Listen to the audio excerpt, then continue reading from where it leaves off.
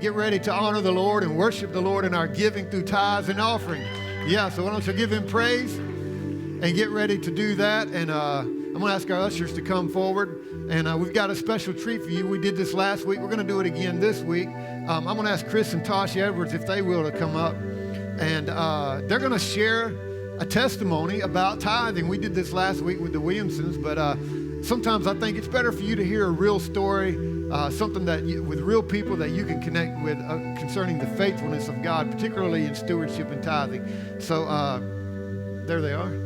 Chris and Tasha is going to share real quick as you prepare your offerings, their testimony on tithing. Thank you, guys. Good morning, everybody. I just want to start by saying God is so good and he's always faithful. Last week when Sarah gave her testimony, I went to her and kind of gave her a little bit of insight on our testimony. And Pastor David called me sometime last week and asked if we would share our testimony. And I was like, absolutely.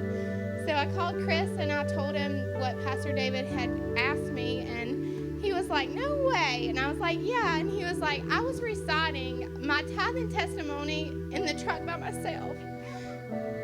So I called Pastor David back and he was like, wow, so it's definitely our time to share what God has done in our life and is still doing in our life and what he'll do for you as well. I'll start by right before we started tithing, faithfully, which was only a few years ago. I remember that Christmas we had borrowed a friend's credit card for Christmas. We ended up spending like $1,500. I had to pay it back at tax time. And that following year, we decided to faithfully start doing our tithe 100%. Well, at the end of that year, at Christmas, we had around about $1,500 to spend without borrowing. I think it was that specific amount because God knew I would pinpoint that to last year. That's what I borrowed. So it was kind of like a kickstart of, hey, this works. So we decided from that point to move forward and being faithful with our tithe. Not only just because when you give, you get, but also when you're faithful in one area of your life, it seems to affect the other areas of your life also. Kind of like where the Bible says a little yeast leavens the whole loaf of bread. And when you're not faithful in one area, it seems to affect the other areas also. But not only that, but being a good steward with the things that the Lord gives you. We had rented for a long time, rented a home, and we had felt led to let people live with us that was in need, whatever the situation may be. And it was hard at times, but we followed what the Lord wanted us to do. And we've been faithful for like a few years now with our tithe, which we had no credit at all, which in a few years it jumped to we had a good credit, was able to buy a home. Not only just a home, but the one that we wanted. And I took that as, I was faithful with, I was a good steward with what he gave me by helping others. So he blessed me with what I wanted. And same thing with a vehicle.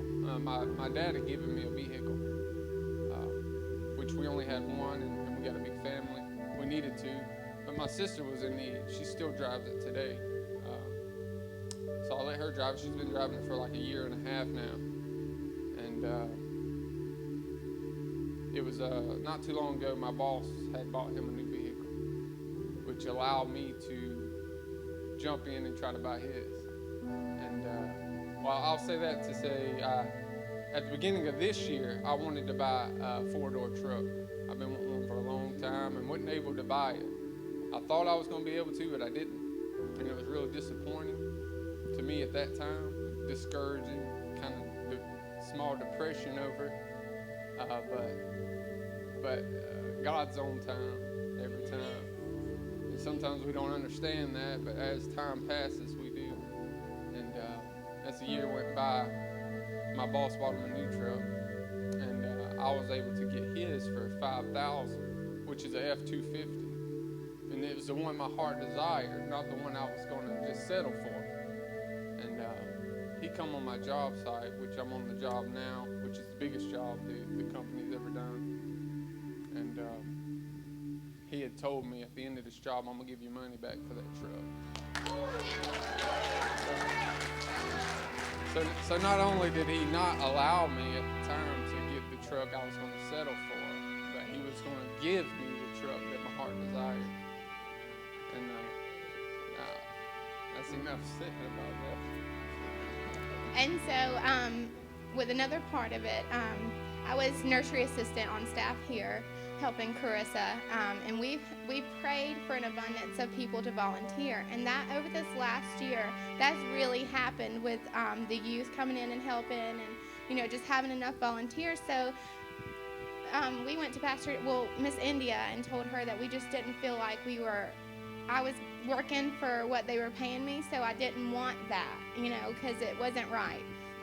So we talked about it, and with them being good stewards with the church's money, Pastor David's like, yeah, that's a position that we could cut out right now and put money wherever else it's needed. And so that's what we wanted. And so that was a little, setback in our finances monthly, what we had already figured in. And so the same day his boss came to him, which was like a week and a half later of us saying that, we cut out that money that was coming in the month. And his boss told him that same day, he was like, I'm also going to raise your pay. And so that was almost double what we lost from losing this. And so you never know when he's going to do it, and he knows whenever it's right. So whenever you're praying for something to move or something to happen, I promise it's going to happen. And I told him the day that we decided that was it, I was like, it's okay, because he's going to give it back to us plus more. And he did, and he always does. So he's always faithful. And yeah, I don't know what words that could be said to you or what could be done. I know over time, even as a believer, it was time that taught me the lesson. Coming from someone who's lived on both sides of the fence, when I didn't live for the Lord, I studied it also. What worked, what didn't work, and mostly learned from the mistakes that people made around me.